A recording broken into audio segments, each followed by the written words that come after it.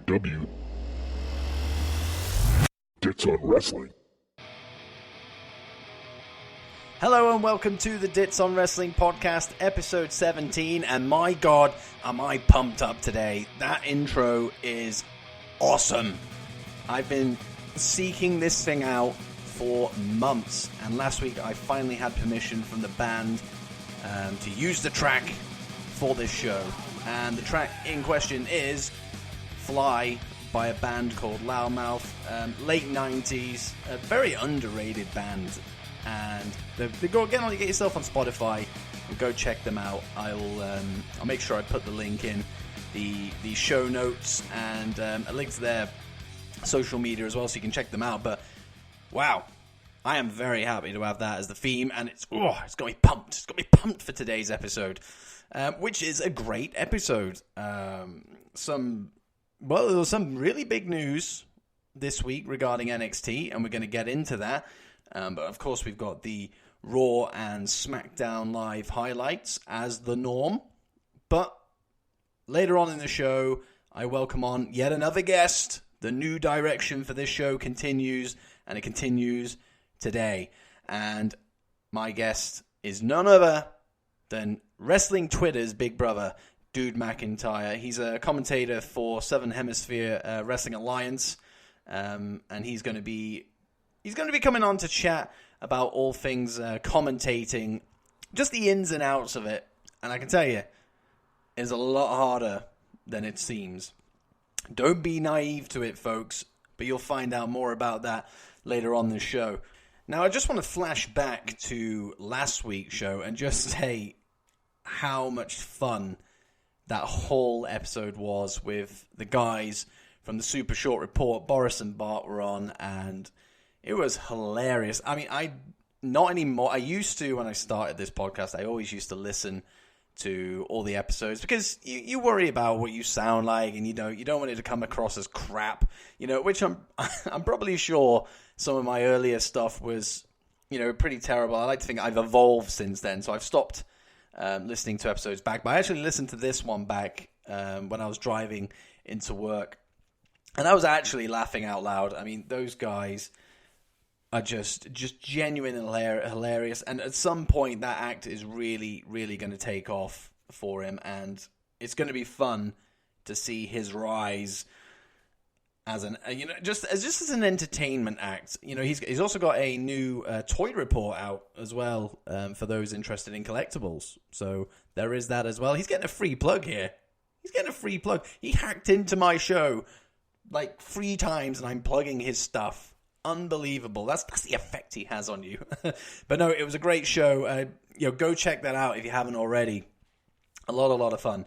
Now, before we get into the actual crux of the show, I just want to mention DOW Power Rankings for a second. I've had 2 weeks off.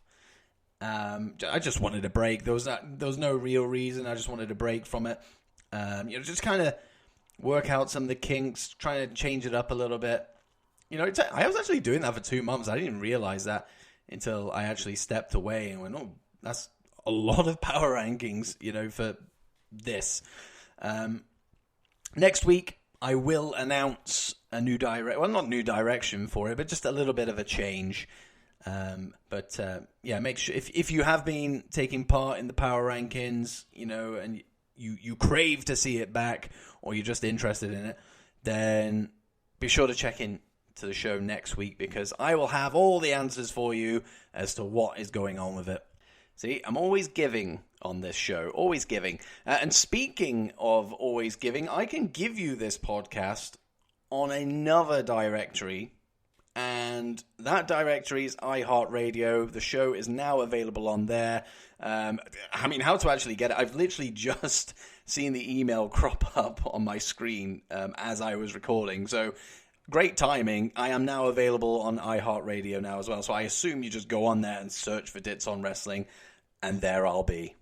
So there you go. There's somewhere else to check me out. I'll make sure I add that to my link tree on all my social media, so you're able to access that with ease if that is where you listen to your podcasts. And whilst you're in these places, specifically Apple Podcasts, don't forget to leave a 5-star review. Maybe even leave a comment just to say, how much you enjoyed the show. All that kind of good stuff. It really helps the show out. It helps me out. So that would be very greatly appreciated. But enough of that. Let's get into the crux of the show. NXT has just exploded. It's exploded and is now heading to the USA Network to compete head-to-head against AEW. I mean, that's what most people will have you think, that it's all... I mean, it kind of is, obviously, because they're going head-to-head. But I don't think there's really anything else behind it. NXT has always been on Wednesday nights. Always has been. Well, I assume it always has been. For as long as I've been watching anyway, it's been on Wednesday nights. Long before AEW was even a thing. So, is it in direct competition? I guess it is, because now they're moving on to a TV network, and they're going to be running simultaneously. But the way I look at it is, it's great for both companies. It really is. And ignore the Wednesday night wars. It's not going to enter into that. You're either going to watch the NXT show or you're going to watch AEW. And you know what? Chances are you're going to go and watch the other show at a later date. And it was revealed. I think I got an email about it. NXT would air live in a new 2-hour format on the Wednesday night on the USA Network, and then the day after, it would be available on the WWE Network for those who can't access the show live. So, hell, why don't you watch AEW on the Wednesday and then go on the network and watch NXT on the Thursday? There you go. No war. Just support both shows. It's as simple as that. Now, there has been a lot of concern with NXT moving onto TV, and that concern is one, Vincent Kennedy McMahon and getting his grubby hands all over that brand that we so love. I am worried because with it having more exposure, and you've got sponsors and the network and all that kind of stuff, the pressure is on, and Vince likely will really want to be hands-on with it. Maybe not as hands-on as he is with Raw and Smackdown, but I'm sure he will have some input, in some way, shape, or form. And that worries me. If Triple H has the final say on everything with NXT, then, we'll be fine, I think. But if Vince goes over Triple H, then I think we might have an issue, because you don't want NXT to be Raw and SmackDown light. That is not what you want it to be. NXT is I'm a huge fan of NXT, and I would hate to see some of the things from the main roster blend its way into the brand. It concerns me. And my original reaction was one of, ah! But sorry about that if you were listening to it, if you were listening to that in headphone. But that was my initial reaction. I wasn't happy with it. But I've had time to think about it. And at the end of the day, with this 2-hour format, it hasn't even aired yet. So who am I to pass judgment on it until it has? And look at the positives. So many guys on the NXT roster, they don't get a look in, or when they do, it's just very brief. So they've got an extra hour to fill, which means more of these guys are going to be getting showcased down in NXT, which is, well, it's not a bad thing, is it? Does it lose a little bit of its special appeal? Sometimes the NXT champion, or, any of the champions can get away with not going on that show for a number of weeks. But with it being on TV now, they're going to be probably forced to be on there more regularly. Freaking hell, I can't even say that word. Jesus. But I love the fact that we don't see the NXT champion or the women's champion or the North American champion or the tag team champion, whatever champion it is, that we don't see them every single week, because it makes them special. but now we're going to be seeing them every single week, I think, in some way, shape, or form. But ultimately, yeah, it's a good move. NXT has been the cult show of WWE. It's what hardcore, air quotes. It's what the hardcore fan base have started following, since it started. For those not as interested in the main roster stuff and Vince's touch on it, but with a little bit more of that mainstream appeal when these guys get called up to the main roster. There's another point. Is this now the main roster? Is NXT going to be the main roster now that it's on TV? Interesting. But if it is still, and again, air quotes, developmental, if it's still that, then there's going to be more exposure to the guys on the show so they don't struggle as much when they get called up, because I think that is a huge issue with guys getting called up from NXT, is that nobody knows who they are, and that's not, that's not their fault. It's just casual fans, they just don't watch NXT, and it's as simple as that. But now, if they're on a TV network where NXT is more readily available, then people will actually know who these people are, at least a little bit more than is the case now. So there are so many positives to NXT moving to TV, and of course there are negatives as well, but at the moment I'm going to reserve judgment until I see it. But selfishly, the only thing I really care about is the fact that I'm still able to watch it and they're not taking it off the network completely, or they're not doing what they do with Raw and Smackdown, where we don't get to see it for 3 or 4 weeks after it aired.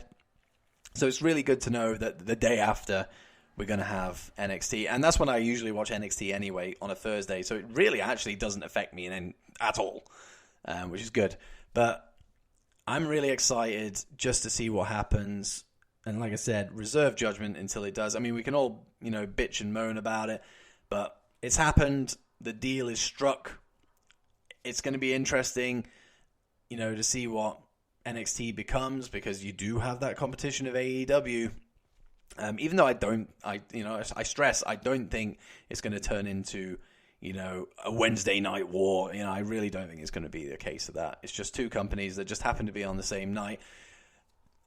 Is there a slight bit of a, middle finger from, Vince to AEW that they've pushed it onto TV on a Wednesday? Of course there is, but NXT was always on Wednesdays anyway, so whatever. So it'll be interesting to see where this goes, and I'm really looking forward to it. Reserve your judgment until it happens. But yeah, interesting to see what happens. But that is next month, I believe, when that all kicks off. But let's talk about this week, and let's start things off with Monday Night Raw. Steph, lead us in. Welcome to Monday Night Raw! Ooh, a fancy new segue to go with the new intro for the show. So there you go. Monday Night Raw. How about that? Another good week. And I think this is the last week that I'm actually going to say, oh, it's another good week of Monday Night Raw, because now this just seems to be the norm. It really is. So I will stop saying that until they have a terrible show, and I'll go, oh my God, things have gone terribly wrong. But yeah, it was a good show. A very good show. I really, really enjoyed it. I mean, obviously there's negatives. There always is with Monday Night Raw, but I enjoyed it. And that's all that matters. If the person watching it enjoys it, who the hell cares what anybody else thinks? Highlights. I've got a few highlights for the show this week. Now, something that is always a W for me is when a show opens up with some wrestling instead of just a promo, which is kind of what we've got used to in, the last couple of years, maybe even longer, where it's just a 20-minute promo to open the show. It'll start off with somebody in the ring, and then you'll get about 6 other people come out, and it builds to, something happening later in the show. Yeah, we didn't get that on Raw this week, and that's not the first time it's happened in the last couple of weeks either. So we opened up with Roman Reigns versus Dolph Ziggler. And yeah, it was a really good match. I really, really enjoyed it. Dolph cut a really good promo at the start of it. I don't know where his character is going. Obviously, the rumors are there that he wants out, and Vince is saying no, but he's still on TV and he's still competing in competitive matches. So I don't really know what's going on there. The whole thing is confusing.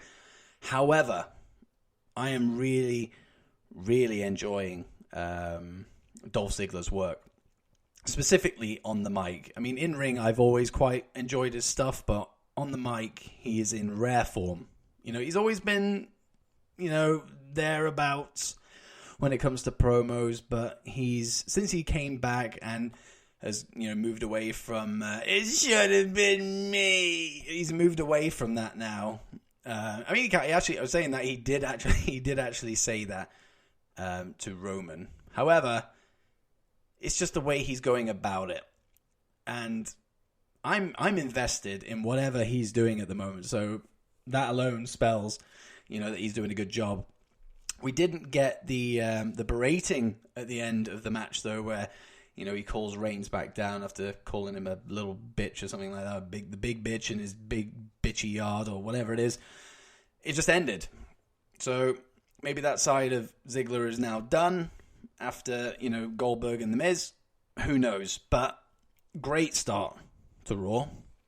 And this kind of counts as, you know, a start to Raw because it was in the first half an hour, I think.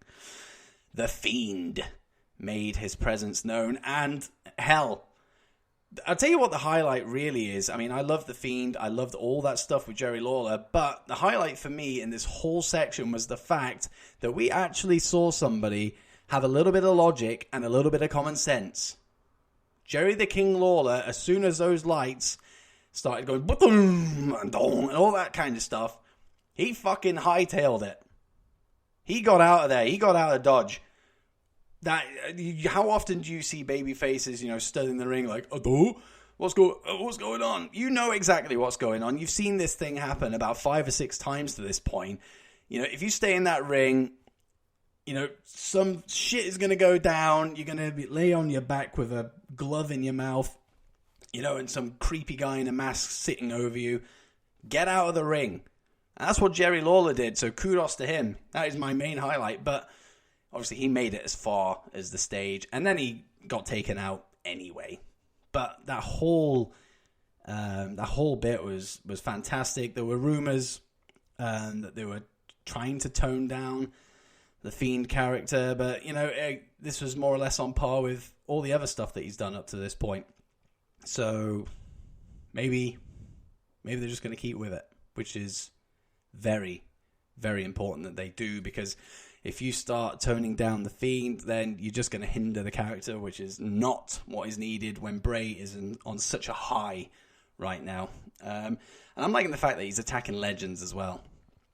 You know, these people that, you know, we've loved for many, many, many years. I mean, you know, have we loved Jerry Lawler for many years? Jury's out. But, yeah, I like what he's doing. And I'll just be interested to see what he does next, like what sets up his next match. Because Balor's going to be away for a while now, so there's got to be somebody else around that he's going to attack. But the thing that I'm thinking about is the fact that The Undertaker has been announced to appear in Madison Square Garden on SmackDown next month. So, do we see The Fiend attack the dead man? Oh my God, that would be... Oh, the booking behind that. Good God. Another match is another highlight. Cesaro versus Samoa Joe, first round of the King of the Ring tournament. I mean, props to WWE. They're actually making this tournament seem really important. So that's 2 thumbs up from me. But this was a really strong match. Unfortunately, as soon as you saw Cesaro versus Samoa Joe on the tournament bracket, you knew that one of them was going to lose, which sucks. But you also knew that we were at least going to get a good match, and that we did. You know, Cesaro straight out of the gate, just bang, uppercut, and it looked vicious as well. I don't know if Joe was even expecting it to, hit so hard. He lit off his feet and landed pretty tough. But yeah, I love the match, and I really hope we see more of them two together. I mean, it's a heel versus heel dynamic, so I don't think it would work as a long-time feud, but hell, give me some more of that, please. Give me some more of that. Now this is one that has divided some people, which is strange because I love the Revival, and I think the general consensus is that people love the Revival. I think maybe I'm just delusional, but the thing that people are up in arms about, and I say people, this is a minority of people. These are the people that are not content with anything WWE put out. That's these people. But putting Randy Orton with the Revival, hashtag FTRKO, genius, is such a good move. I don't even know if this thing's permanent or it's just a one-off.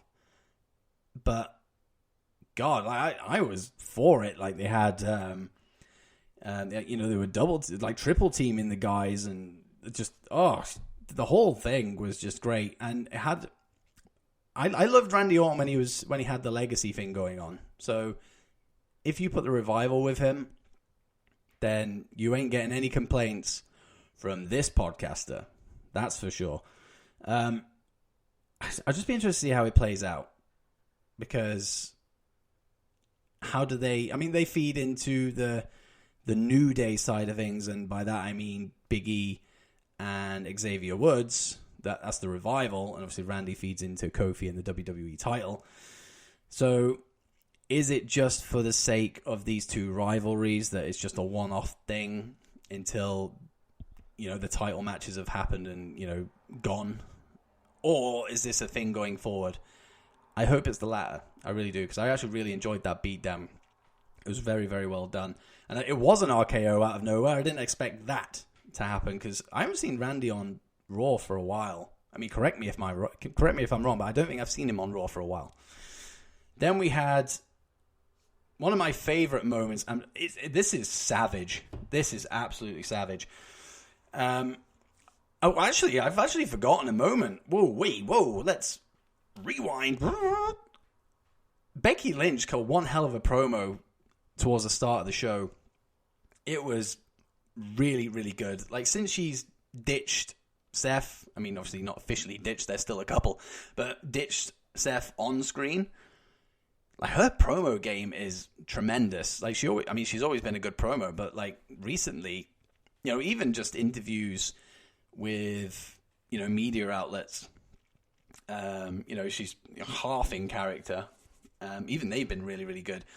So, yeah, I mean, I just had to, at least mention that before we get into, this next highlight. Becky fire promo, and saying that Sasha was the greatest female wrestler on the roster to not be great. I thought that was a great line. Great line. But the actual highlight itself, Natalia, who follows me on Twitter, she is a huge advocate for the Dits on Wrestling podcast. Of course she is. She was cutting a promo backstage. Still arm still in the sling, still struggling with that. And then out of nowhere, Sasha, boom, comes in, takes her out. Vicious assault backstage.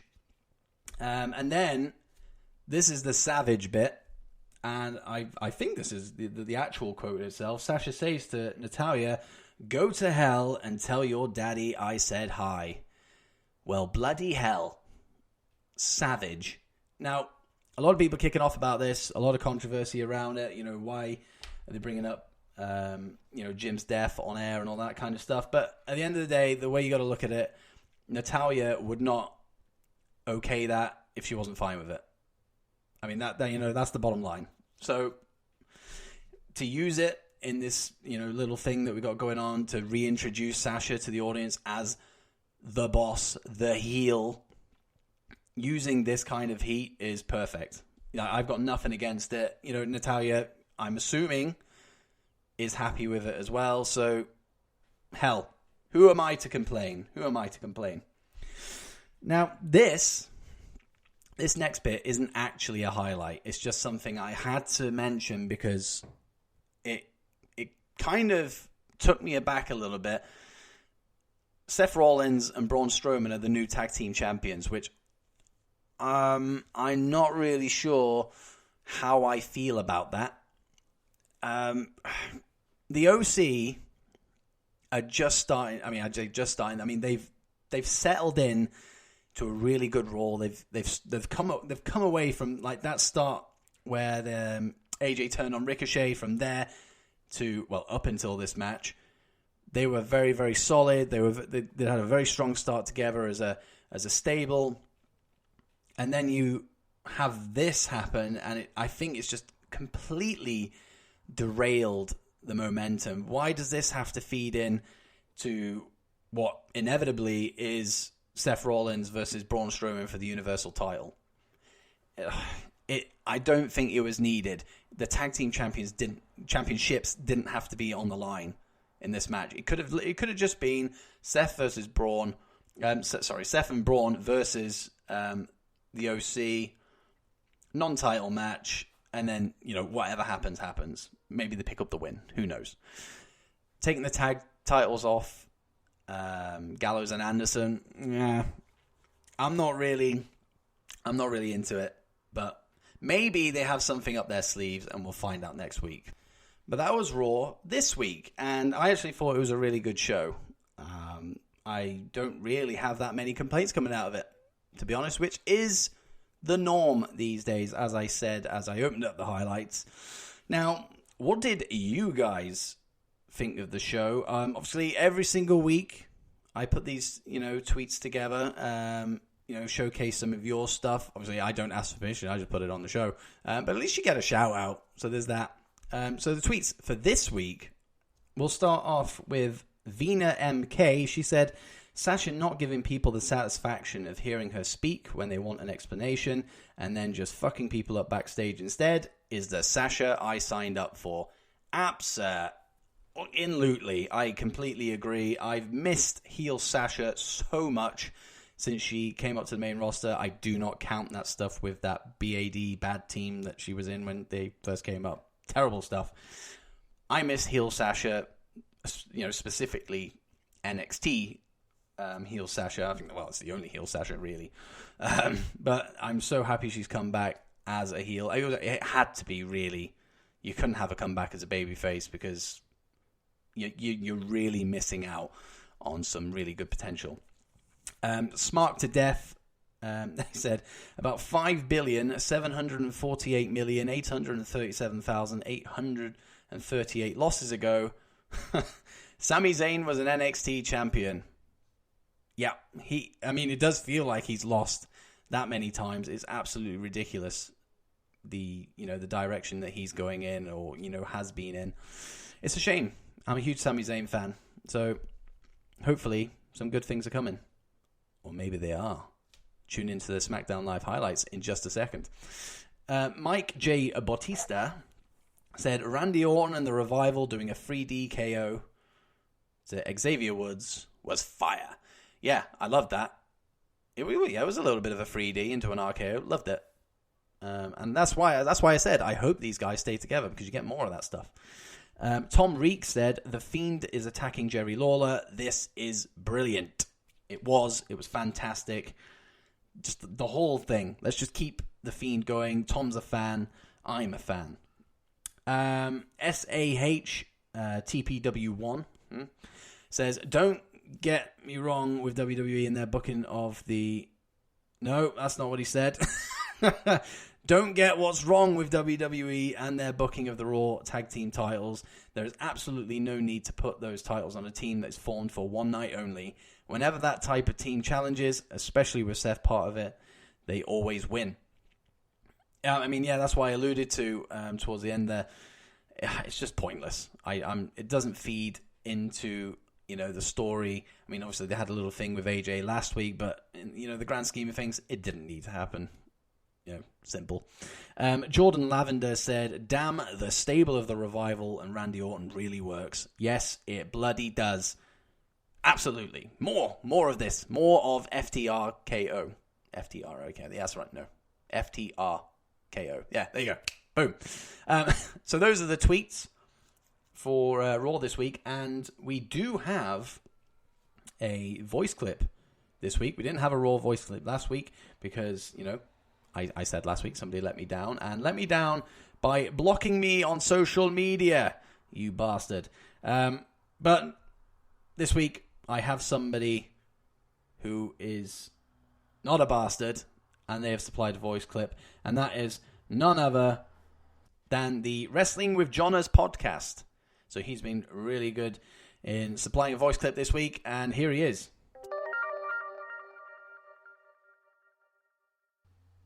What's up, everybody? This is Jonas from the Wrestling with Jonas podcast to give you my thoughts on this week's Monday Night Raw.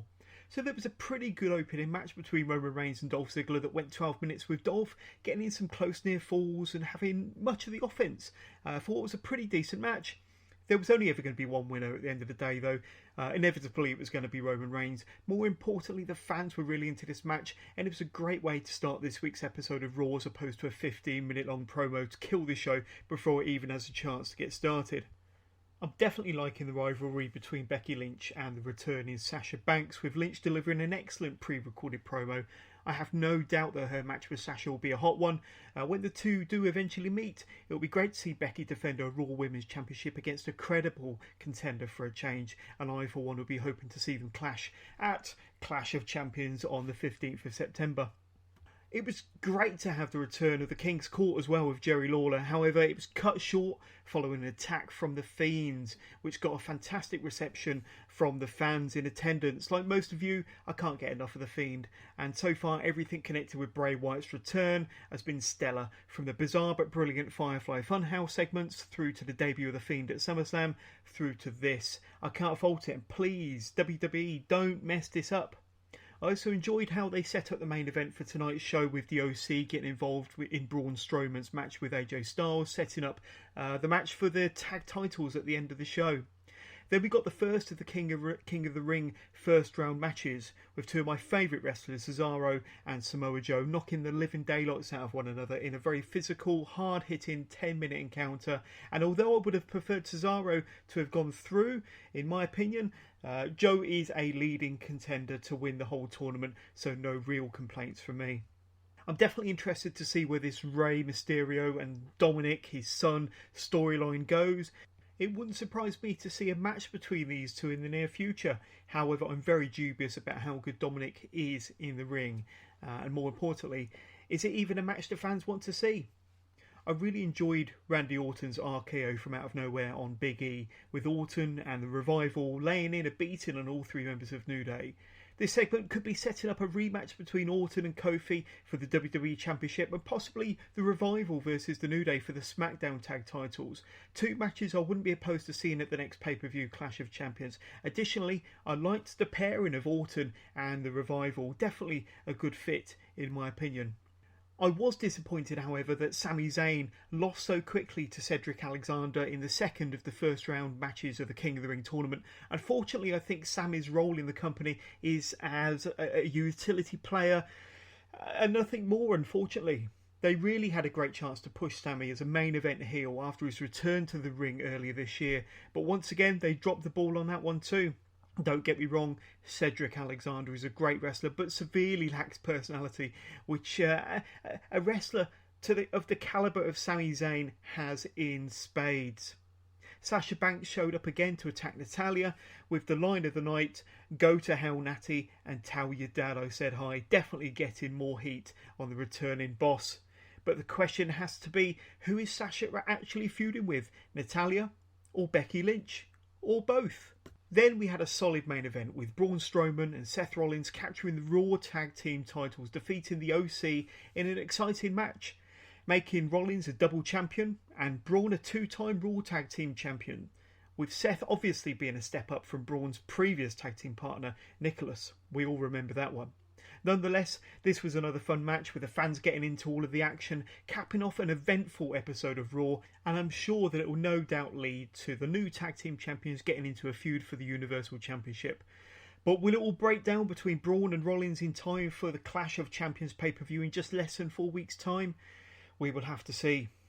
Definitely a thumbs up episode of Raw for me, with storylines that flowed and made sense throughout the whole episode, with several decent matches that had the buy-in from the crowd, and more importantly, nothing that made me want to change the channel. Don't forget that you can follow Wrestling with Johners on Twitter @withjohners_pod, which is where you can find the links to all of our previous episodes of the Wrestling with Johners podcast, as well as links to all of our social media pages. See you there.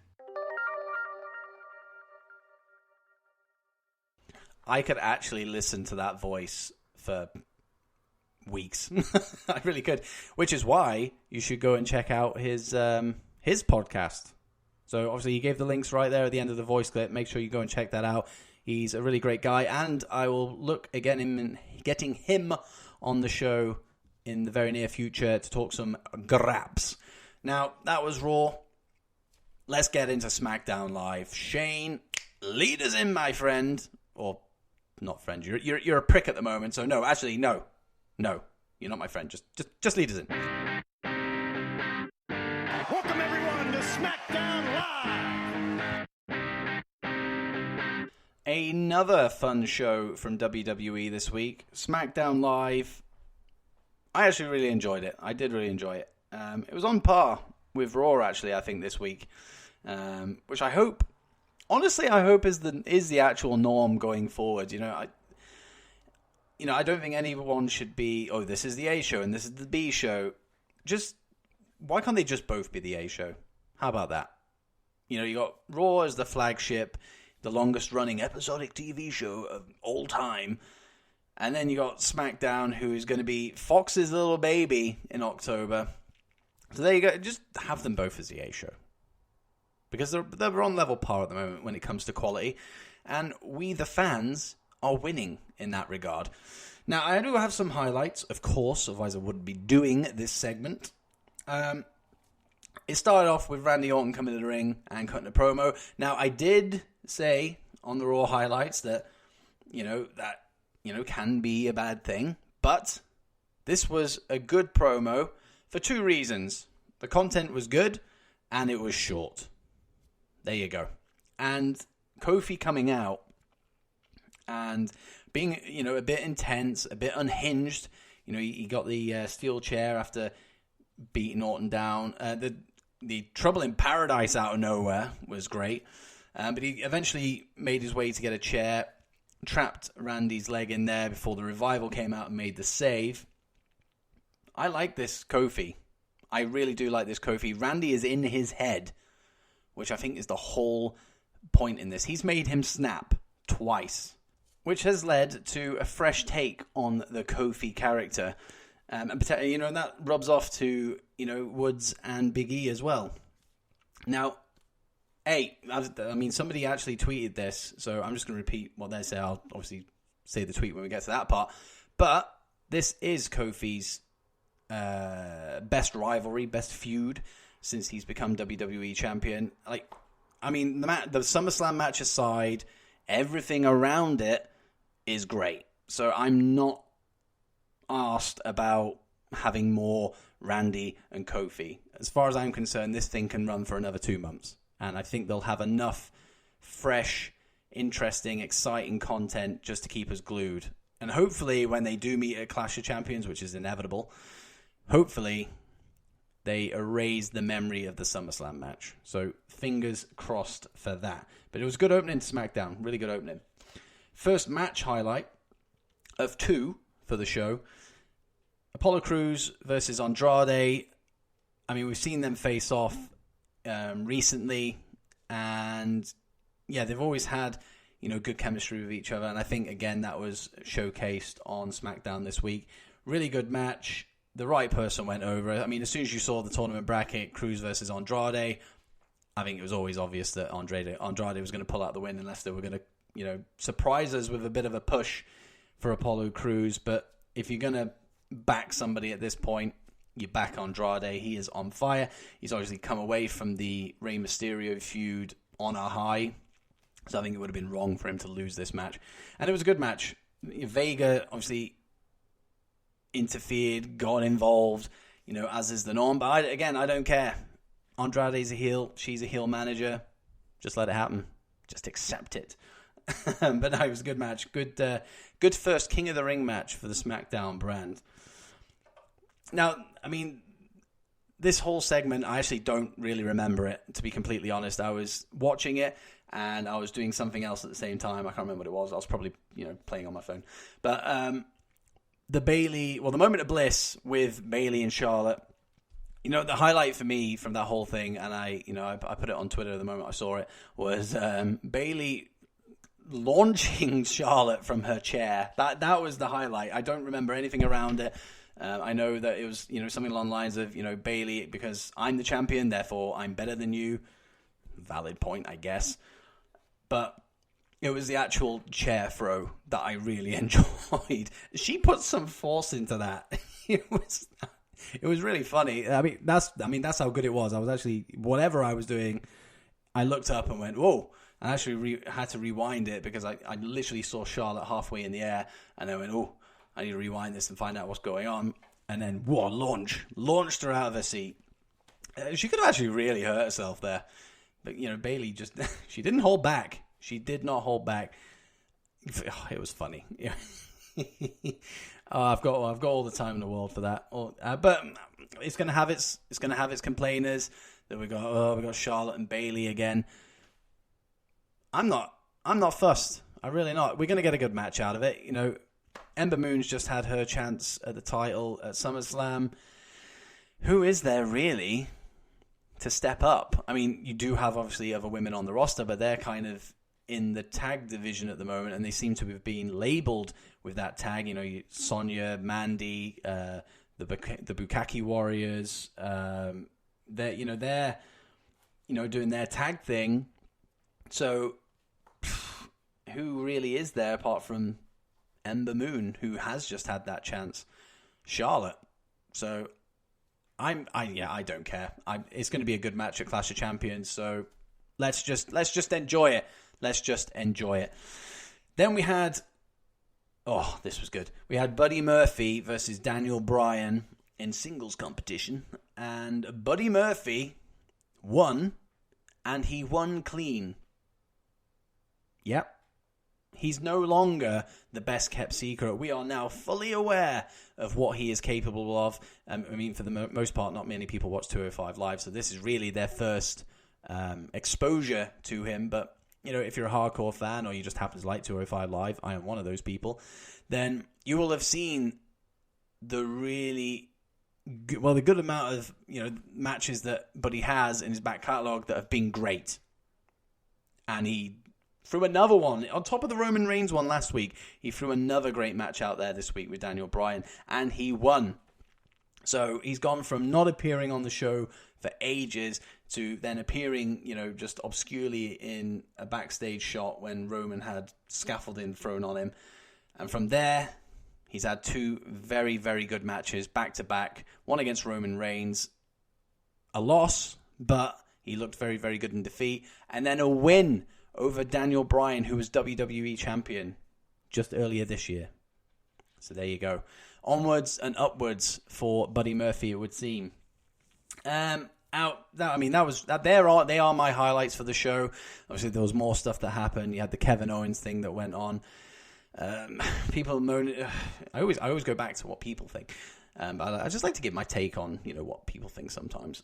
People are saying that it kind of ruined Kevin Owens' character is the way it's developed from that awesome shoot pipe bomb promo he cut a couple of weeks ago on Shane to where he is now asking for the fine to be lifted and but it fits in. I mean, this goes all the way back to NXT. He's always put his family first. He always has. And he's always said that's why he turned on Sammy, so he could get the chance to win the NXT title and therefore have more money to provide for his family. It's always been that underlying backstory with Kevin Owens, and it still is now. He had to suck up his pride, go see Shane and ask for that fine to be overturned because it's affecting his life at home. So is it? I mean, it's a different side of Kevin Owens than the Kevin Owens we've had over the past couple of weeks. But I'm okay with it. I am okay with it because I can see the bigger picture. Shane seemed sympathetic with him, but you always knew there was going to be some shenanigans, which of course there were later in the show, costing Kevin Owens his King of the Ring match in the process, which is a massive shame. A massive shame. A massive shame. But if it leads to something, then so be it. But I'm not happy about the King of the Ring loss, I'll be honest. Then we also had the ending of SmackDown Live, which was really odd. A lot of the tweets refer to that.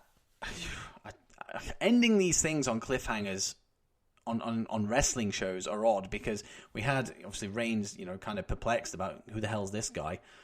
And then on social media, you see him taking pictures with fans after the show. So what happened between him seeing this guy backstage who was apparently trying to kill him to then taking pictures with the fans, probably like 10 minutes later? What happened between those two moments? With like TV shows, you have a cliffhanger, but then the next episode is like, oh, it's the day later, or it's literally the aftermath of what has just been the cliffhanger. But with wrestling, you have to wait a whole entire week. So I don't think cliffhangers actually work, but I am still intrigued as to where they're going. So there is at least that. But there you go. That's my thoughts on SmackDown. What are your thoughts? Let's get some tweets on the go. Walk with Joe said, "This is the best feud of Kofi's WWE Championship reign. Don't at me, I'm right." That's the tweet I referred to earlier. Joe is spot on.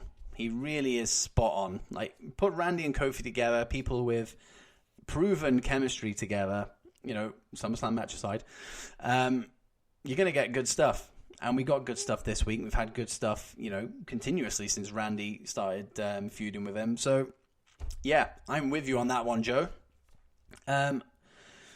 Black Rexcellence, I think that says. Daniel Bryan versus Buddy Murphy was dope. Murphy has 2 back-to-back bangers on SmackDown Live already. He is on his way. Absolutely. Hopefully WWE don't mess this up. Maybe push him down the card a little bit. And I don't mean that to hinder him, but let's not have him knock off all these, top stars now that he's beaten Daniel Bryan. Kind of put him over guys like, well, it would have been you guys like Sami Zayn, Shinsuke Nakamura, all them kind of guys, although Nakamura is the Intercontinental Champion. But hey, Buddy Murphy is IC title holder, champion, whatever you want to call it. Give me that. I'd be happy with it. You won't get any complaints from me. The Clean Finish said, seriously, Kevin Owens needs to hire Bray Wyatt to straight up murder Shane McMahon. What a pop that would be if The Fiend attacked Shane McMahon. Can somebody who is listening to this get in touch with WWE right now and make that happen? Because, oh my God, the pop, the adulation that the Fiend would receive in return, which is kind of not what they're going with, because technically he's a heel, but there you go. The Turnbuckle Talk. I've made them sound like The Rock. It's just Turnbuckle Talk. It's not the. The Revival and Randy Orton is a great combo. Brings a fresh feel to this feud and keeps the Revival relevant. Yes, keep the Revival relevant. That's always been key for me. I'm a huge Revival fan, from way back in NXT. So, if they're getting screen time and screen time that means something, thumbs up from me. Angelo Saenz, I think Saenz. It's not popular to discuss commentary unless it's negative typically, but Tom Phillips does a damn good job calling matches. He's starting to develop his own personality, puts emphasis on the right words at the right time. Keep it up, dude. Now, I actually picked that tweet because it is relevant, because we have a commentator on the show today. So there you go. But I do agree. I do actually like Tom Phillips. I think he's better than Michael Cole. Excuse me. But that's just my opinion. But he's doing a good job.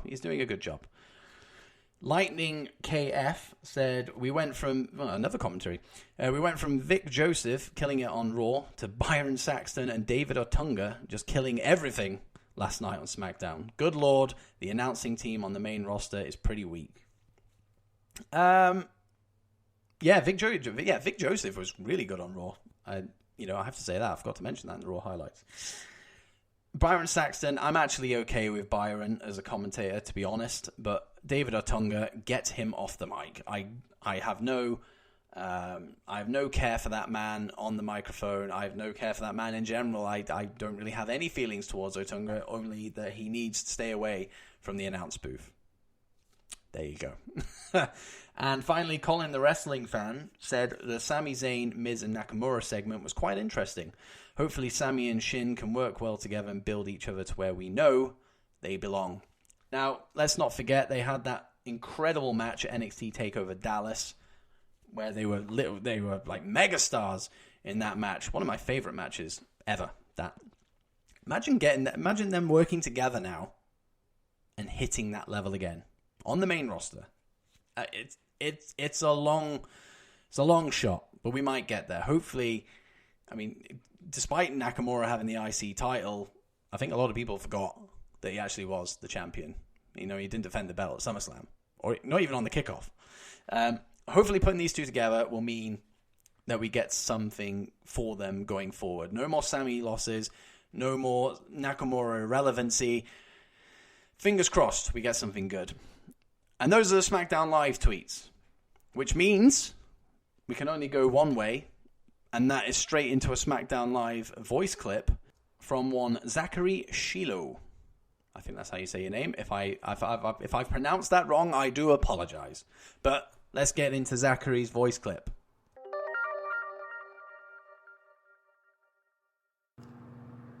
Hey Dits, it's Zach. Just waking up a little bit after a little bit of a nap. I was able to catch SmackDown. For the most part, it was a good show. Looks like we have a few new matches for the pay-per-view. We have Charlotte versus Bayley for the women's title. The Revival versus New Day for the SmackDown Tag Team Championships. My highlights were Charlotte getting her head kicked in by Bayley, or really pushed into a chair. Buddy Murphy really coming into his own by way of beating Daniel Bryan. Let's see, what else happened? The brief little moments of, believe it or not, Kevin Owens and Shane. Kofi Kingston getting in up on Randy Orton. And being able to converse with friends about what was going on. I was in awe that you shouted me out and asked me to come on your show by way of giving a brief 2 to 3 minute clip on what happened. I thank you so much for having me on your show. If I could recommend to people what to watch, it's any and everything I said that I really enjoyed. Well, folks, if you liked anything that I did say, my name is Zach Shy. You can find me on LINKTREE Linktree. That should take you to my social media accounts and multiple ways to listen to the Black Lions Airspace. And also my YouTube account where I'm able to have a live version of it called Black Lions Eyesight. Thanks again, Dits. Have a great day.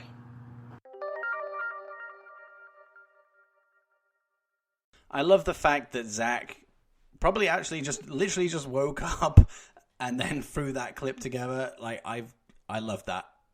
I love a man who knows nap time. I'm a big fan of naps. So, brilliant. Nice guy, Zachary. So the pleasure was all mine. And that's the whole point in these voice clips. You can either approach me and say you want to come on the show. A few people have. Or I'll approach you and say, by any chance you want to provide a voice clip for the show. The whole point is that people who don't really have the platforms to do so. Of course, John, as earlier, has his own podcast, but it just gives people the opportunity to, spread their opinion, have their actual voices heard rather than a tweet, and just use this as a platform to do so. And, if I can, give you that opportunity, then, I will, it's turning the mic around on you guys. hashtag spin your dits. There you go. But that was Zachary with his voice clip for SmackDown Live. And then, of course, that means it is the end of the SmackDown Live highlights, which means there's only really one place to go. I mean, you may have been waiting for this moment the whole episode. It's finally here. Let's get into my chat with Dude McIntyre, all the way from Australia, talking all about commentating. Here we go.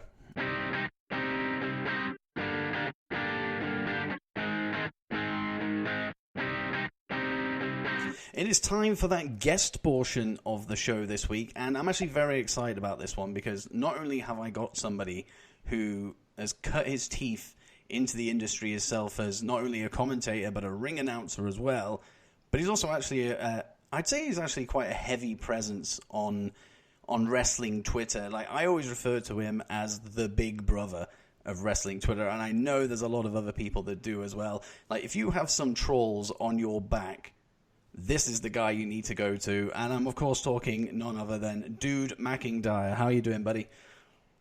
I'm doing good, Mr. Dits. How are you, son? I'm very, very well, despite the fact that it is currently 10 to 3 in the morning. But time zones, what can you do? No, not a hell of a lot, actually. It's looking pretty good over here, so sucks to be you. Yeah, I mean, it's dark, it's cold, and it's wet. And I'm sure it's sunny as hell over there right now. Well, to be fair, it's winter time over there. No, it's summertime over there, actually, isn't it? I mean, you wouldn't think it, but apparently it is.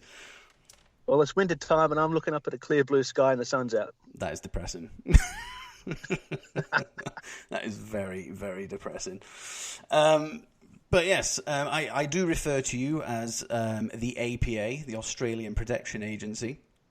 Yeah, that popped. Yeah, I even made you a nice little picture where you overtook Bradshaw's face, which is an improvement, to be fair. I am a wrestling god. But no, I was very chuffed to get you on because you are a jack of all trades, I would say. Master of none. Yeah, do your commentary, do your ring announcing, and like I said, you are a good presence on Twitter, as long as they're not suspending your accounts because you're just defending people. Well, to be fair, I did call him a fucking bitch, so whatever. Is that all it was? I made a little bit more, perhaps, but can we swear on this podcast? Oh, go for it. I'll try to keep it down then. Well, maybe we'll refrain from the C word, even though I do use it, and I know you Aussie guys like to use it as well. But I think that one might offend some people. Yeah, I've tried to cut back on that, actually. So really, I'm just as curious as most people will be, like, because obviously when it comes to wrestling, the focus really is on the wrestlers themselves. So you kind of know what they're going through, the psychology of it all, like, when they're taking breaks and stuff, like when they've got rest holds in, that's their like little break, and when they're doing like, you can see it when they put the head close to each other's head, the whispering, like what they're going to be doing next, what moves they're going to be doing. We kind of all know that kind of stuff. But when it comes to commentary, like I'm curious as much as anybody, which is why I'd love to have you on here. Like how that all works. I mean, I'm sure when people think of commentary, they go straight to WWE, and you've got Vince in the announcer's ears, just constantly just firing information at them. I'm assuming that's not the same for you, or is it? Not exactly. Basically, what happens is, first off, let me just say, commentary is not as easy as it looks. I mean, a lot of people probably think that you rock up, you sit down, put a headset on, and just talk shit about the matches, which is what we thought as well. But we tried it that way, and we were complete shit at it. I mean, so pretty much what you got to try and do is get not only the wrestlers over, you got to try and get yourself over a little bit as well, and you also got to try and get a story over, and then build to whatever they're doing down the line. I mean, so we get. How much prep goes into that? Well, there's the thing, not a lot, because on show days with the indie wrestling, there's a lot of things happening. Everybody's setting up the ring, setting up the stage, setting up this and that, the lighting, and we set up our own little commentary table, our corner with all our recording gimmicks on it and whatnot. And then by the time we get a chance to talk to the booker, talk to the boss man about what he wants and a proper rundown of the card and what's happening, because it changes all the damn time.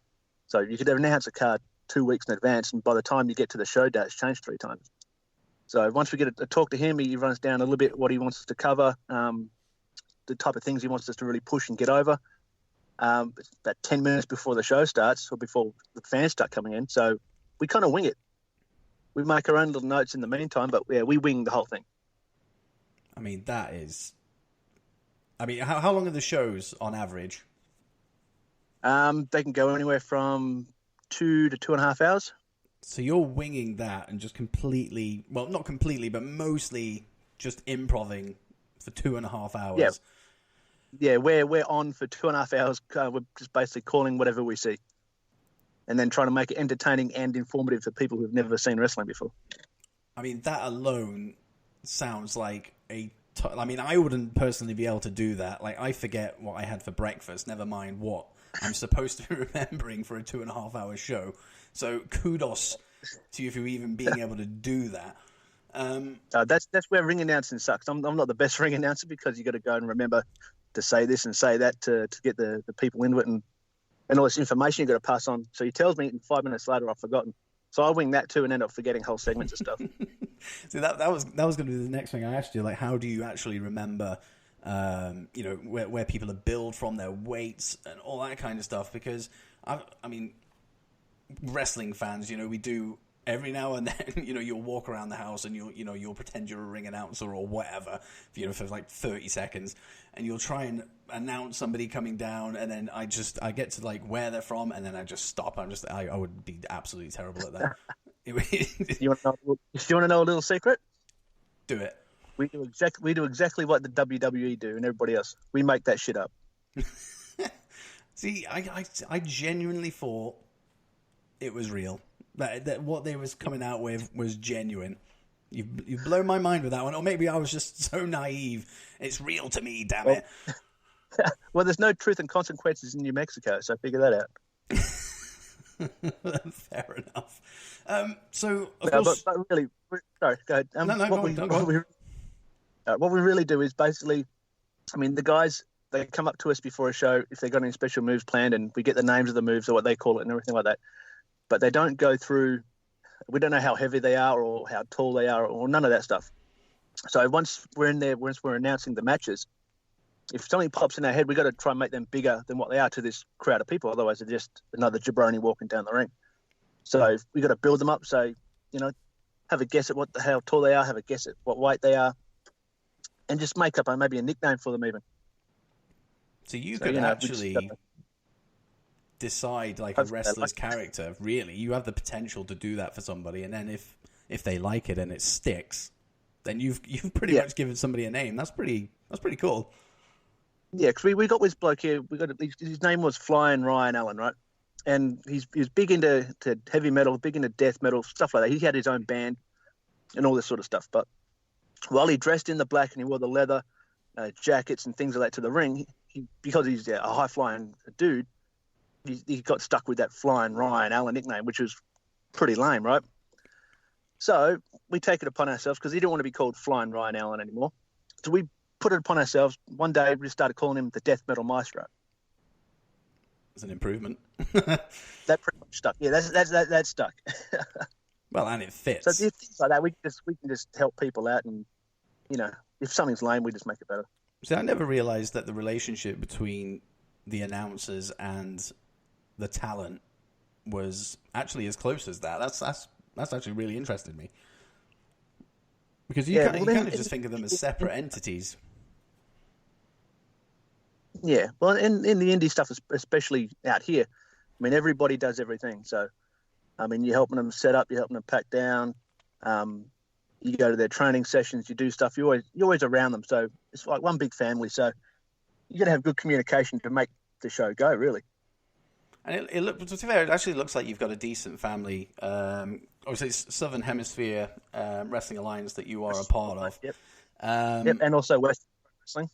Oh, you got another one as well? See, I didn't know that either. Yeah, come on, man. Check my Twitter bio. What are you doing?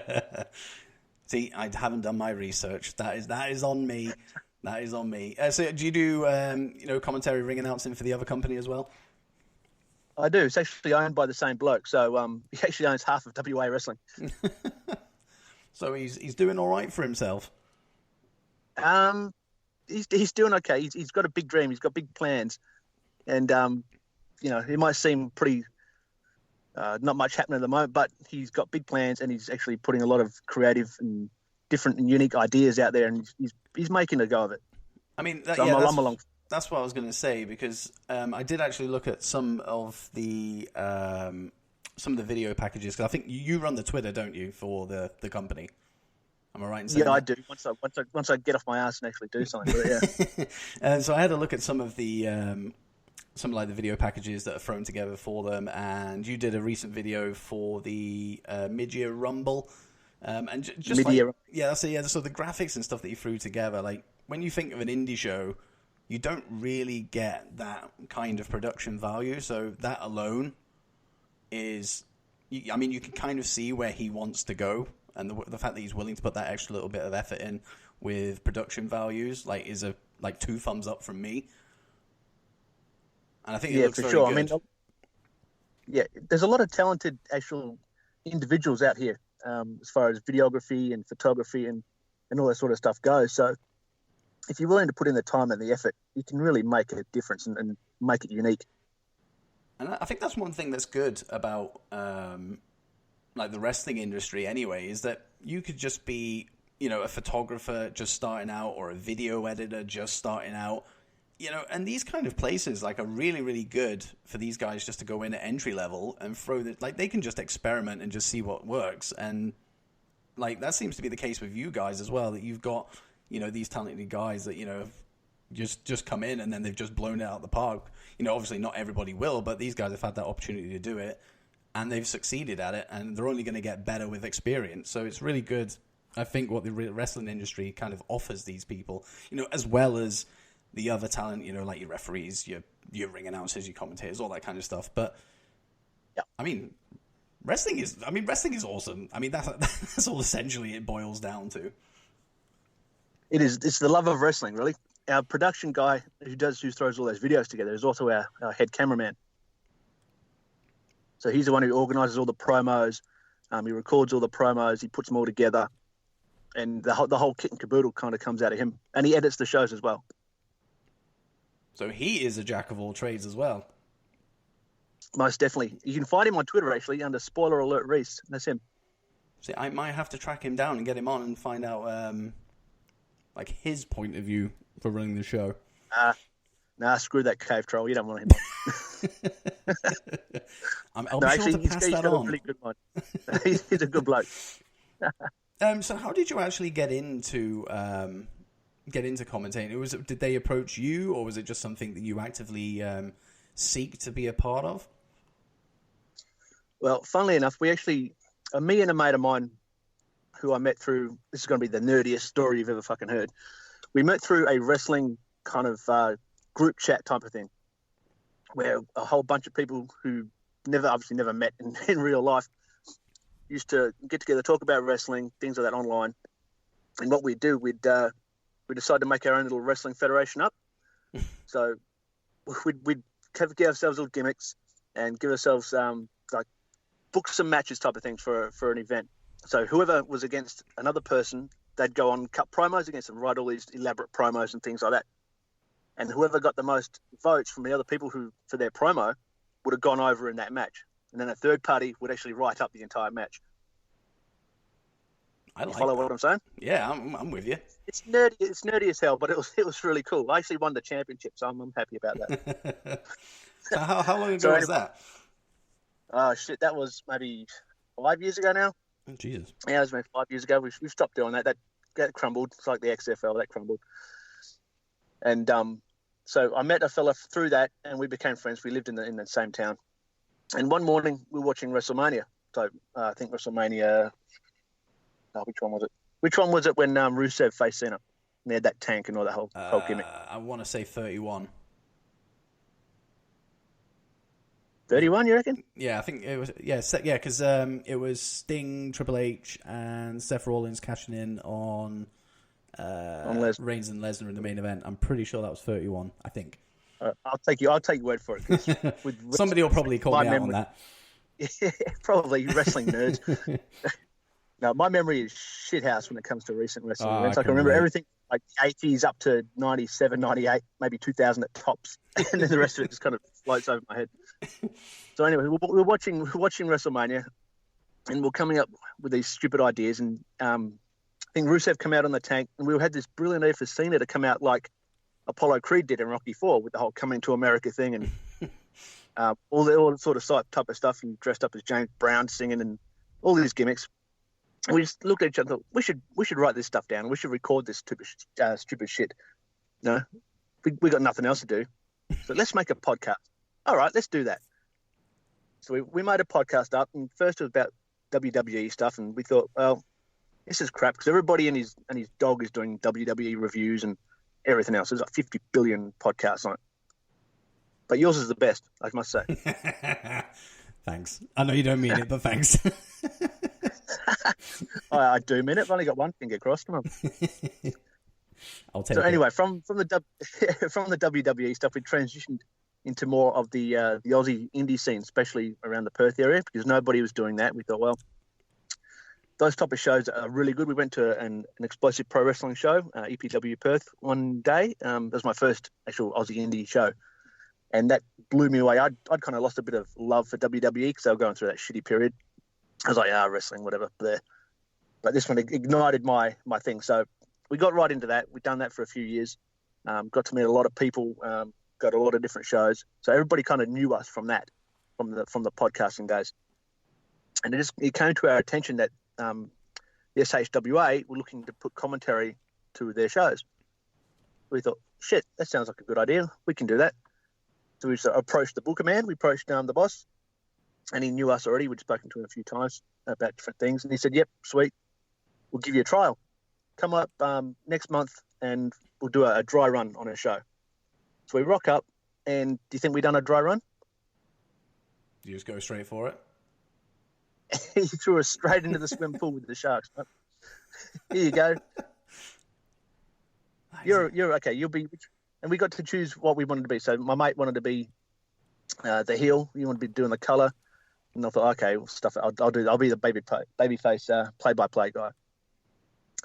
And yeah, that didn't work out too well. So I know the moves. I do play-by-play, but I'm more of a spontaneous. I'll end up giving people shit. Is what I'm trying to say. Yeah. Be a natural heel. So basically, yeah, kind of a natural heel. Yeah, and my mate's more of a straight lace. He can sell an event. He's got experience in radio and theatre and all sorts of stuff. So he's got a stage presence type of thing. Where I'm just a loose cannon, throw it all out there, and what you see is what you get. Yeah. So one day the boss said to us, he goes, "Okay, well, this isn't working." He's pointing him out. He says, "Look, you look like a baby face. You're kind of tubby. You look like a baby face. You be the baby face. And you look like a see you next." He didn't say these words. He said, "See, you look like a see you next Tuesday. You're the heel." And it's the only time I've ever been called that and felt good about it. I love that. Just casual. So we've been doing. It is pretty casual. You're see you next Tuesday, and you're the heel now. It's like sweet. And I'm assuming you've played the heel role ever since. Yeah, I've been in that ever since. Except for Western Pro Wrestling, I'm kind of a tweener because I do the play-by-play with a slight bit of colour in it as well because I keep getting broadcast colleagues switched out of me, so I'm kind of like the lead guy, so I got to kind of do a bit of both. To be fair, tweeners are the cool thing at the moment, so it's not a bad thing. I hate tweeners. To be fair, it is. I mean, I think that's just the way it just kind of is now, but the heel and face dynamic is obviously the natural course that you want things to be, but I just think now, I don't think people really know what they want to like, which is WWE or any wrestling company will put on, right, this guy's a face and this guy's a heel, but then the way fans are these days, they'll just go, yeah, I'm going to cheer that guy just because I hate that guy, regardless of what alignment they are. And it's a shame because, it's a forgotten art, the heel and face dynamic. I like to be trolls, especially, I mean, in the fans. We got the heels over here. They get cheered. Not all of them. There's a certain few that get the biggest pops no matter who they're wrestling. But there's one bloke over here. His name's Delhi Dud Singh. He's a throwback to the old heels. He's probably the best promo I've seen in a long, long time. And he's a proper heel. And that's what you need sometimes. You just need somebody that just doesn't walk the line and is just bang. You're a heel. Bang. Yeah. You're a face. Yeah. So, I mean, I think that's really good. I mean, that's a good message for anybody that's listening that, you know, is looking to, not just in wrestling, but just wants to get into something. Like, if you want something, like, hunt that down. Like, most of the time, things aren't just going to fall on your lap. So if you want something, like, just go and chase it. As something as simple as you approaching the booker and the boss man saying, look, we're interested in taking this up, and, you know, straight away he's saying, right, well, here's a trial run, which doesn't end up being a trial run, but he gives you that opportunity, like, as simple as that. And, you know, it is just a simple case of just ask or you don't get. Yeah, for sure. I mean, I always wanted to be three things when I was growing up. I wanted to be either a wrestler, a commentator, or a Jedi Knight. Well, the Jedi Knight thing wasn't going to fucking work anyway, because force powers are shit. And obviously, I was too old to become a wrestler by the time I fell into it. I was like 40 and way out of shape. So all these kids running around could be my sons. But so the commentary thing was a natural. So it's like the best. It's my happy place. It's where I like to go. See, I have a lot of respect for you for that, because, you know, like I said, it's something that I wouldn't be able to do. Like, I struggle to put a fucking podcast together, like, every single week, never mind speaking into a mic for 2.5 hours. I know how hard one podcast is, man. I mean, would you ever consider getting back into the podcast game? I would, but there's just no time for it at the moment. It's ridiculously busy. And booking guests is hard too. Oh, yeah. I mean, I've just started doing that, and, oh, God. I mean, I was literally just me on my own. I could literally just walk up here, put the mic on, record, and then I'll be like, right, that's me done for the week. But now it's a case of, can you get on? Like, this spot's just opened up. Can you get in? Then somebody lets you down, and then it's just like, I mean, the irony in that is that I was the one that let you down last week. Dude was supposed to be on episode 16. Obviously, you're listening to episode 17 right now, but he was actually supposed to be on episode 16. He was ready to go, and I got the days wrong. And I woke up to 2 messages from you saying, I'm ready to go. And that was like 5 hours later. And I was like, shit. You're lucky they weren't even harsher than that. Yeah. See, that's when I would expect a see you next Tuesday. Nah, I'm not a heel in real life. I only play when on TV. Now, commentators-wise, who do you take your inspiration from? Or do you like to just go your own way? Well, I thought about that when we first started. I'm big into like Jesse Ventura, Bobby Heenan especially. I mean, those two guys, they were entertaining, and they gave shit to the baby faces and whatnot. But they were also, you could tell deep down they knew what the hell they were talking about. Whereas some color commentators, they just go off the reservation and talk a whole load of bollocks. And you don't know what the hell they're on about. So I was kind of going more the Jesse Ventura, Bobby Heenan type of way. Maybe more so the Bobby, because he's a smart guy. And he's probably the best of all times at doing that. He's a very witty bloke as well.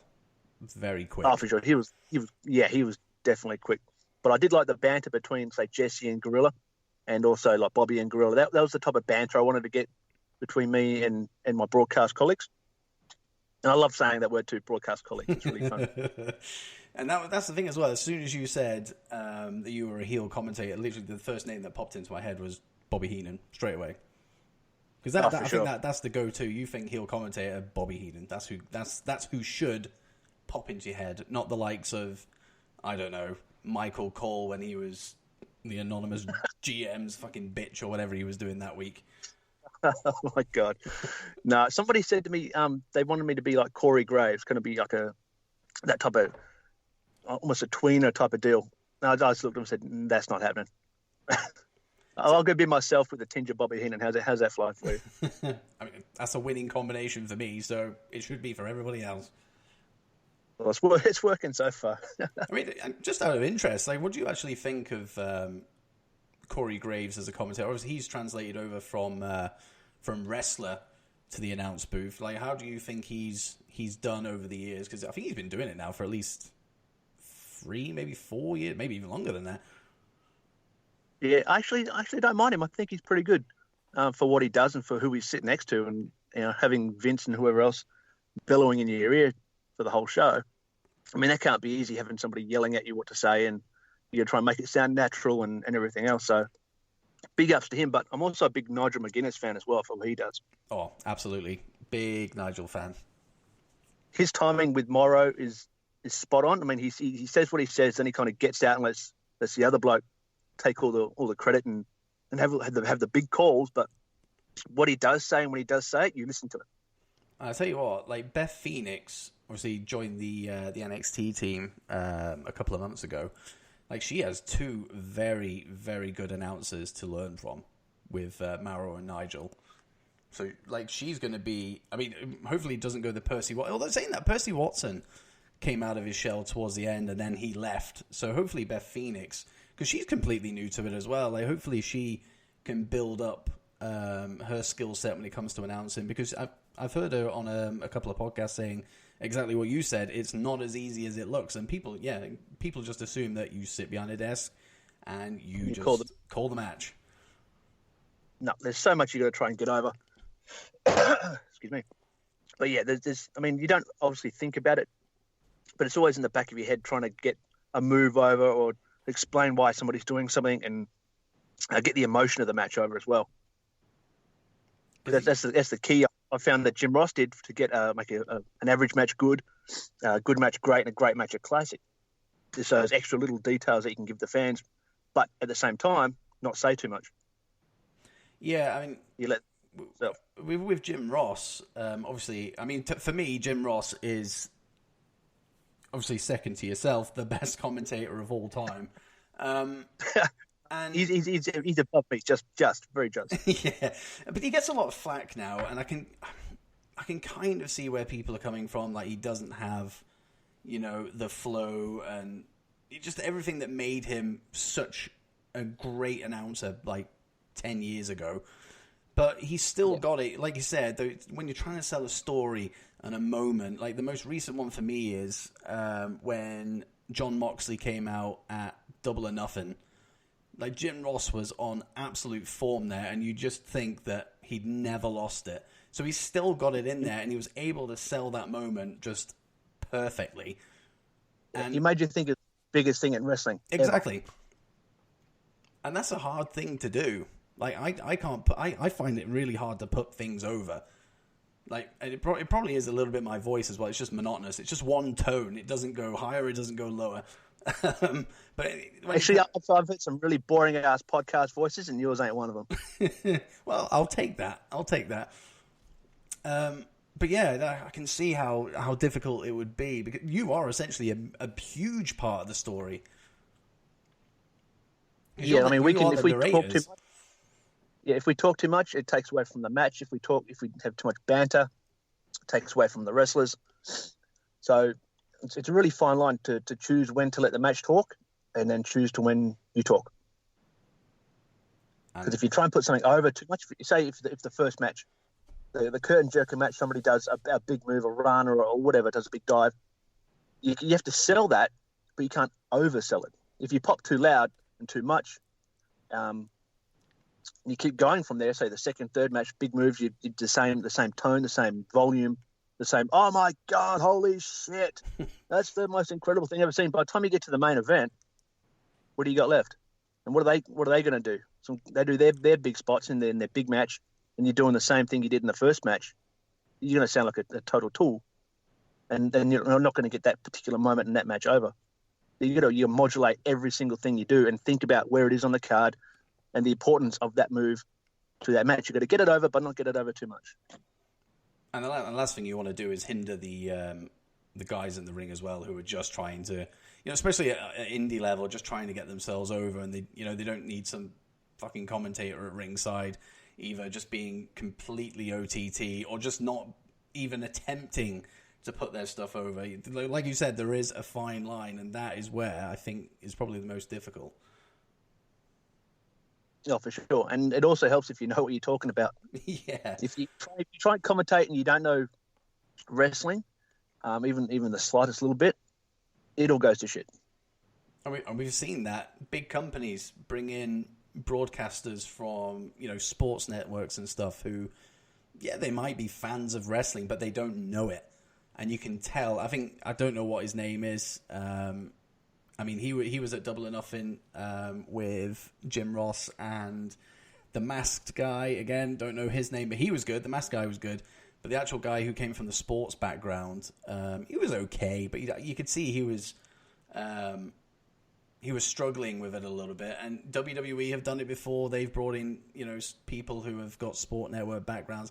And it just doesn't work because they just don't know the product. And, yeah, it will definitely hinders what you're trying to achieve, which you don't need for these guys who are putting the bodies exactly. on the line. I've got a great guy. He's a really nice guy. He does the WPW with me. But for the first few weeks, he'd call the referees umpires, like in football or something. He'd call them umpires, and he couldn't quite grasp it. I was like, my God, man, what are you doing? I'd give him death stares. This is when we had a 3-man team at that particular time, which on record, I'm going to go on record and say I detest 3-man announced teams. They can get fucked. I'm with you on that one. Never been a fan. Yeah, so I was being the full-on heel there. I would tear into him. I'd rip into him. Knowledge of, is this your first rodeo? It's not your first barbecue, you fat fuck. That type of thing. I wouldn't call him a fat fuck, but you know what I mean. Oh, I wish you did. But he's getting it. I mean, he's learning, he's getting it, and it's just me and him at the moment, so we're not doing too bad. He doesn't call them umpires anymore. Oh, I wish there was a promotion where you could just get away with calling each other fat fucks throughout the show. I'd pop for that. I would pop for that. We're just lucky we're not live. So as we're starting to wind down a little bit, there's actually one thing that popped into my head before we actually started recording, and recently Renee Young has been getting some flack from Twitter, which is no surprise to anybody because Twitter is full of assholes. We're taking people flack. No, Twitter, you kidding me? The place where bliss and ignorance collide in harmony. It's a happy place, Twitter. Such a happy place. Oh, it's like a magical forest. Forest full of fuckwits. So, with that flack, rightly or wrongly, how do you think she's getting on as, in such a big spot as well as a commentator on Raw? With your experience. Well, I don't think she's doing too badly, actually. She's kind of been put in a hard spot. I don't know what kind of heat she's got backstage for Moxley running off and joining the opposition and doing all the things he's doing and saying all the things he's been saying. Because that Jericho podcast probably would have ruffled a few feathers. Just a bit, yeah. But no, I don't think she deserves a shit ton of criticism. There's always room for suggestive criticism and constructive stuff, but yeah, this is the internet, and that doesn't happen. But yeah, I'd say lay off her. And I think she's a bit of a breath of fresh air, to be honest, as well. Like, especially when we've had Michael Cole ram down our ears for God knows how many years now. Like, what are we into year 17 of hearing him on our TVs when it comes to WWE, which is a ridiculous amount of time. So it's nice to have a fresh voice. I was sick of him in '91 when he took over from Jim Ross for a while. It's like, who is this douchebag? Yeah. Yeah, I've never been a big Michael Cole guy. No, I mean, he does well for like having Vince yelling at him all the time, but boss time and big dog and all these catchphrases, man, get rid of them. I mean, it's kind of like, who is it him, or is he getting fed that, or is it a combination of the two? Because, yeah, like, I mean, he's getting fed. Yeah, because when Sasha Banks came back last week, the over-exaggeration of it was just mind-numbing. Like, we haven't heard it's boss time for so many months, and then to come back with, it's boss time, and he says it like 6 or 7 times, just like, oh, fucking lay off with this. Anyone would think he's a Stan or something. Yeah. Another word I despise that word too. Stans, man. My God. Stans and marks. No, they're not even marks. Marks are decent people. Stans are freaks. Hello to all the Stans out there. Basically, I mean, they're not all. if you have a know what I normal mean. name, you're screwed. If your name is Stan, sorry. Now, before I let you go, I do have to ask you about a recent evening you had where you cosplayed as John Cena. I mean, I don't. Was this a little costume party? Oh no, it was. You had to go as something in the alphabet. Was that right? Yeah, it was a friend's 40th birthday party, and she said, dress up as anything starting with the letter J. So there's always a lot of jokers and jesters and Jack Sparrows and all sort of gimmicks up there. And for the weeks leading up, I couldn't think what I was going to be. I was like, fuck, what am I going to do? I don't know. And then I think I caught a glimpse of Cena somewhere on a piece of merch or something in the house. I'm thinking, that's it. I'll go as John Cena. I'm thinking, okay, I've got some stuff I can wear. I'll look for a cheap ass Cena t-shirt in Kmart or wherever. I couldn't find one, so I was like, fuck it. I went on www.shop.com and they had a sale going for the whole set of Cena gimmicks. So I thought, fuck it, I'll get that. Cost $40 for the hat, the shirt, the towel, and the armbands, and $70 to get it here. Fuck. That's what I said. I thought, okay, I put it on. I thought I look pretty badass. I'm all right, Cena with a beard, no worries. Rock up to the party. One person knew who I was. I was like, you got to be shitting me. How many people were there? Probably pushing 50 or so. Fuck, 1 out of 50 people knew who you were. That's mental. Yeah. She was dressed as James Bond. It's like, just wearing a tuxedo. Like, you're cheap. Because I was going to come as John Cena. No, you weren't.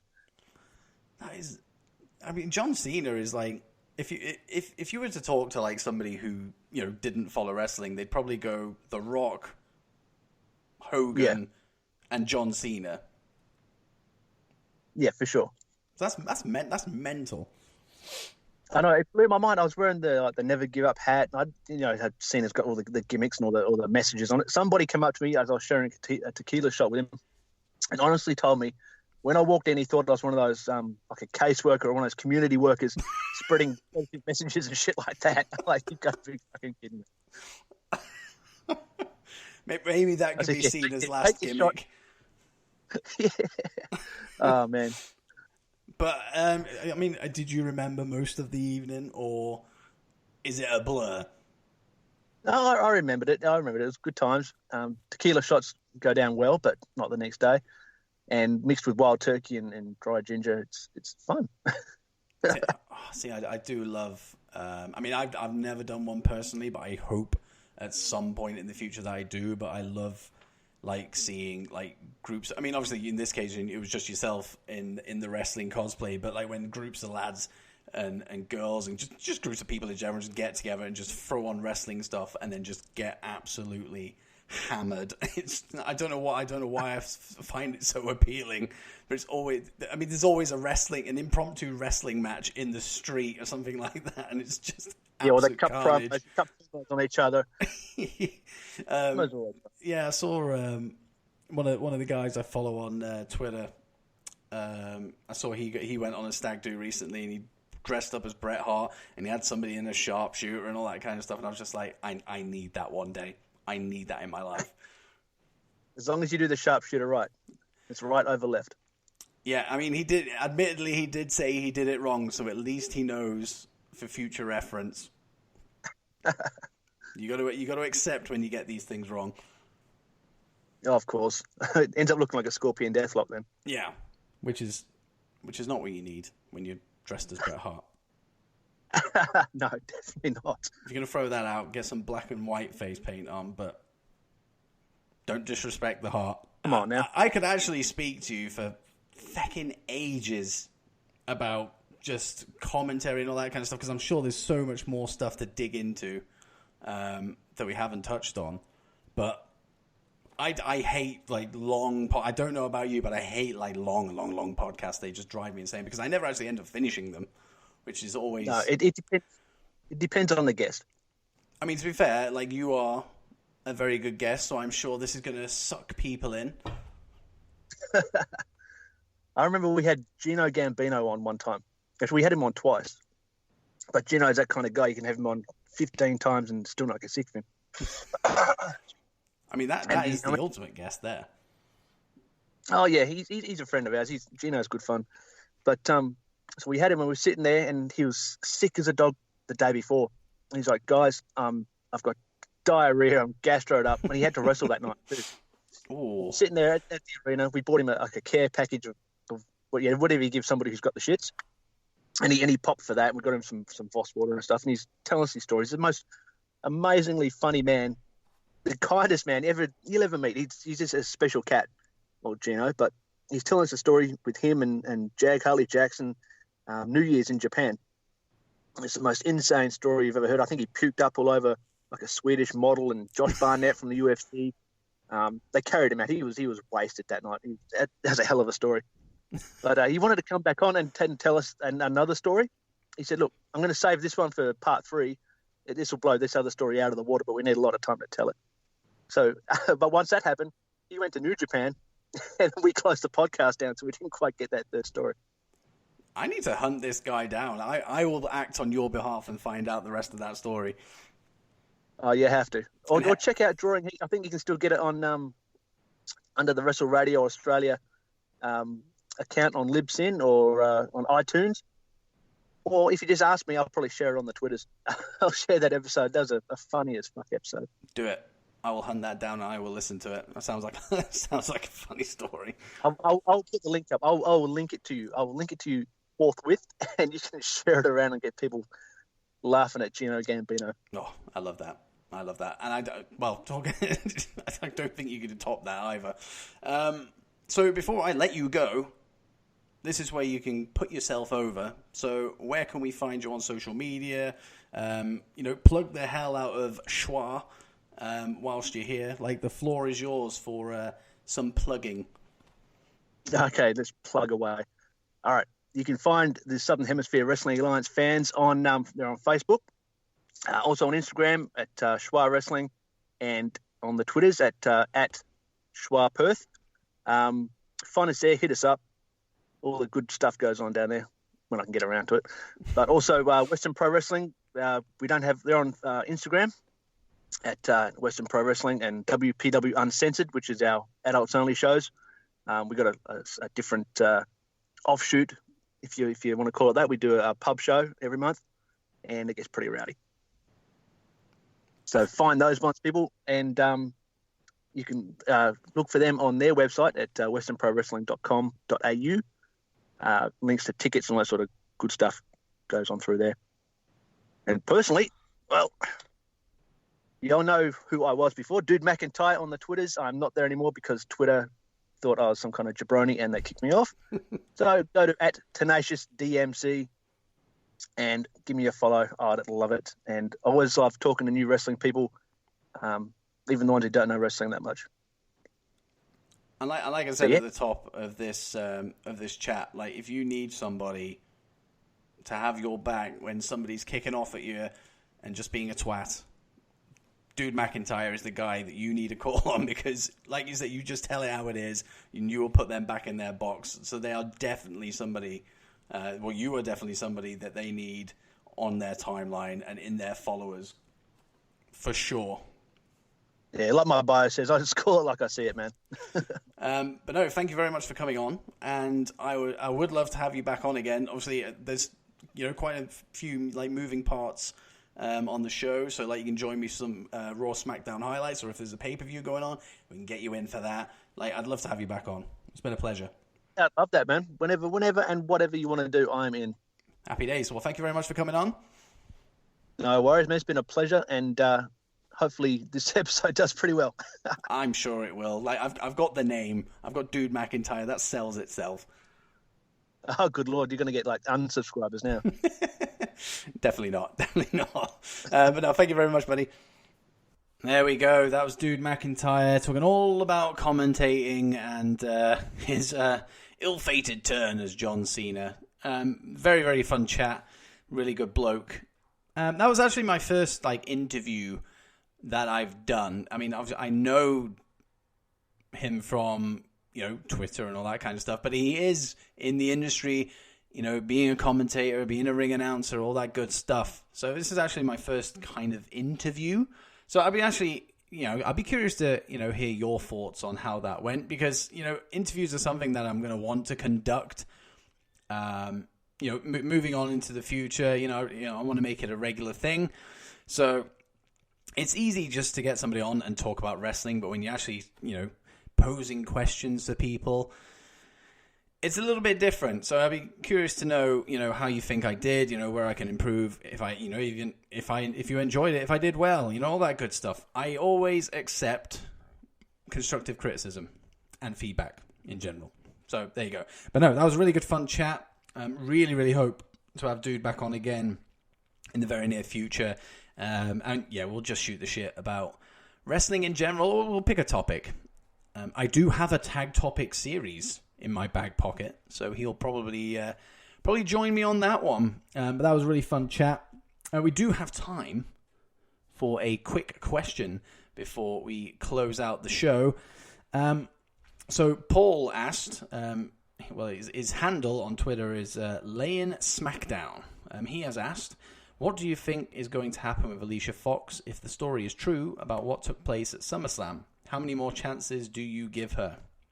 Now, I have this whole thing floating about. I mean, it's gone quiet, since SummerSlam and, the kind of aftermath, Raw, SmackDown, that kind of stuff. She clearly needs some kind of help, and it's not... I don't know what the extent of her issues are, but she seems to be showing up to work pissed. That seems to be, what is happening. And obviously that's very unprofessional. It's not a good look for the company, especially if it's in the public eye. She had a spat with Ronda Rousey and her fella, last year, I think it was. I think it gets to a point where you kind of go,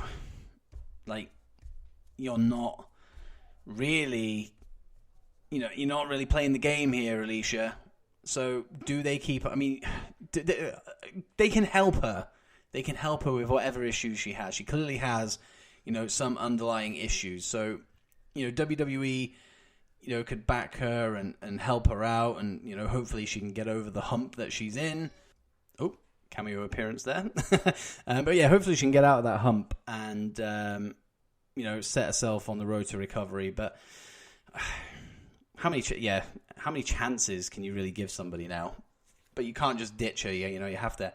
I think it would look bad on WWE if they didn't offer a helping hand, prior to ditching her. I'll be interested to see what happens. I guess it's a watch this space kind of thing, because I haven't seen anything about it since SummerSlam. So, I guess we'll see. I'm not really a big Alicia Fox fan, to be completely honest. If she was to go, I wouldn't miss her.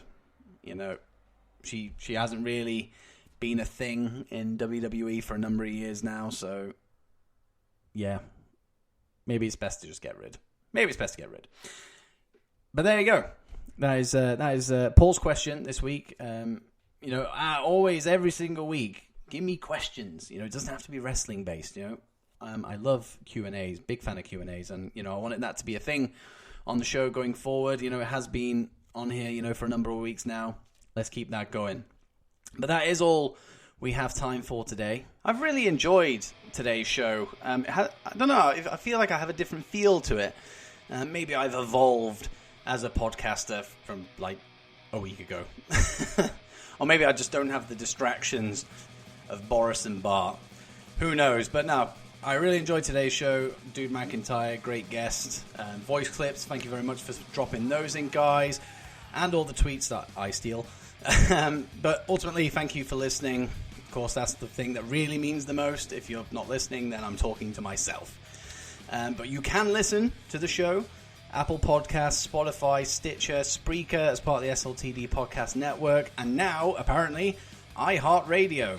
So there you go. But all of that good stuff is in my link tree on my social media pages, so be sure to check everything out.